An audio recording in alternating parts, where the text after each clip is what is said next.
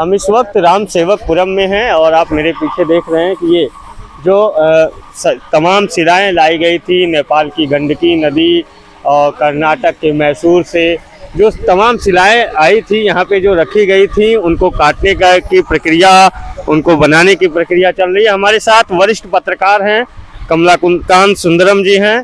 Sir, ये जो अभी शिलाएं, कौन सी शिला काटी जा रही है, कहाँ से आई थी, क्या कुछ बता सकते हैं आप? ये नेपाल से आई थी। 26 जनवरी को जब हम लोग स्वतंत्रता दिवस मना रहे थे, उसी दिन ये नेपाल की गंडकी नदी से ये शिला निकाली गई थी और इसको देव शिला कहते हैं, क्योंकि ये भगवान शालिग्राम जो गंडकी नदी से निकलता है उसी के सानिध्य में थी, इसलिए इसको देवशिला माना गया था।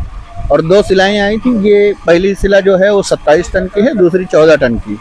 तो 27 टन की जो शिला है उसी को परीक्षण के लिए उसकी कटिंग हो रही है, रोप कटिंग कराई जा रही है। तो कितना समय लगता होगा इसको, मतलब कटिंग के में कितना समय लग जाएगा, एक अनुमानित समय?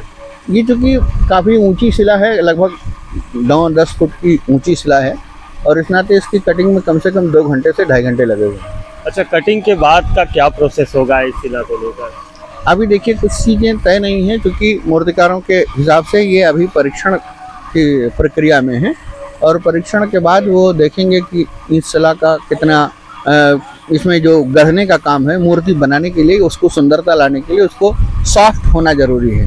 तो इसका परीक्षण करेंगे कितना सॉफ्ट है, कितना इसमें आराम से कटिंग हो सकती है। अच्छा, अभी कितनी शिलाएं या अयोध्या में लाई गई हैं मूर्तियों के लिए, कितनी शिलाएं लाई गई? अयोध्या में मूर्तियों के लिए लाई गई थी 12 शिलाएँ। कर्नाटक मैसूर से आई थी 5 शिलाएँ, एक उड़ीसा से आई थी, राजस्थान से संगमरमर जो है मार्बल मकराना का 4 शिला वो आई थी। इस तरीके से करके, और 2 ये शिला नेपाल की, ऐसे टोटल 12 शिला थी, जिसमें से 2 मैसूर की शिला की कटिंग वहाँ कार्यशाला में हुई। आज ये नेपाल की एक शिला की कटिंग यहाँ कराई जा रही है। अच्छा, ये जो जगह है, इस जगह पे देखिए बैरिकेटिंग की जा रही है, क्या कारण है कि इसको बैरिकेटिंग कर दी जा रही है और ये जगह कौन सी है? ये राम सेवकपुरम है और यहाँ पर चूँकि कार्यशाला से संबंधित कुछ काम अब तेज होने वाला है और यहाँ तीर्थयात्रियों का भी काफ़ी संख्या में आवागमन होता है, उससे कार्य में बाधा ना आए, इस नाते बैरिकेटिंग कराई जा रही है। तो अभी ये जो शिला का, ये नेपाल की गंडकी नदी वाली शिला है जिसको काटा जा रहा है, तो उसके बाद इस शिला का प्रशिक्षण होगा? हाँ, मूर्तिकार इसकी परीक्षण करेंगे कि इसमें ये तय होगा कि ये शिला से कौन सी प्रतिमा बनेगी या बनने योग्य है कि नहीं है। अच्छा, ये बताते हैं कि शालिग्राम देव शिला, अभी आप जिक्र कर रहे थे कि ये देव शिला है और कुछ साधु महात्मा अयोध्या के थे जिन्होंने उस समय ऐलान किया था कि अगर शालिग्राम शिला पे कोई चीनी हथौड़ी चलेगी, तो इससे क्या मतलब होता है? शुरू में चूंकि ये नेपाल की गंडकी नदी से निकाला जा रहा था और नेपाल की गंडकी में नदी में शालिग्राम शिला मिलती है, लेकिन शालिग्राम का जो स्वरूप होता है पूर्ण रूप से श्याम वर्ण का होता है। अच्छा, ये श्याम वर्ण नहीं है, ये उस गंडकी नदी में होने के नाते और भगवान के सानिध्य में होने के नाते देवशिला मानी गई। मूलतः ये शालिग्राम शिला नहीं है।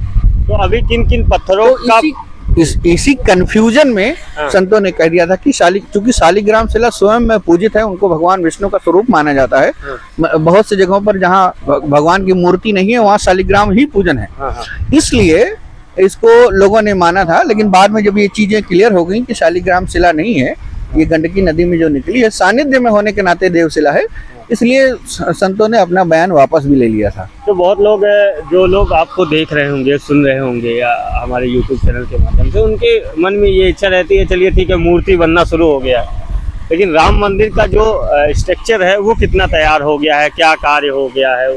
राम मंदिर के भूतल का स्ट्रक्चर 70% के अधिक हो चुका है और लगभग स्ट्रक्चर बन गया है। अब छत की बारी है और वो भी ये काम इसी महीने के अंत तक शुरू हो जाएगा और हम समझते हैं कि अक्टूबर-नवंबर तक पूरा स्ट्रक्चर बनके तैयार हो जाएगा। अभी लोग बता रहे हैं कि कुछ तारीखें का ऐलान हो गया है, कुछ न्यूज़पेपरों में आ रहा है कि इन तारीखों को नहीं, जो रामलला की प्राण प्रतिष्ठा के लिए मुहूर्त तीर्थ क्षेत्र की ओर से निकलवाया गया था और तीर्थ क्षेत्र की ये मंशा थी कि मकर संक्रांति में जब सूर्य देव उत्तरायण हो जाएंगे उसके बाद का कोई समय तय हो, तो 3 मुहूर्त मांगा गया था 15 से 25 के बीच में।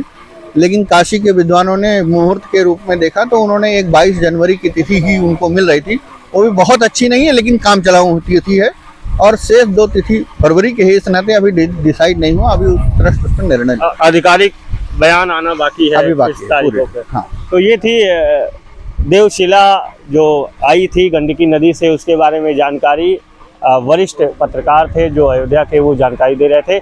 आगे राम मंदिर से रिलेटेड और अयोध्या से रिलेटेड बहुत सारी जानकारी हम आपको देते रहेंगे। जय श्री राम।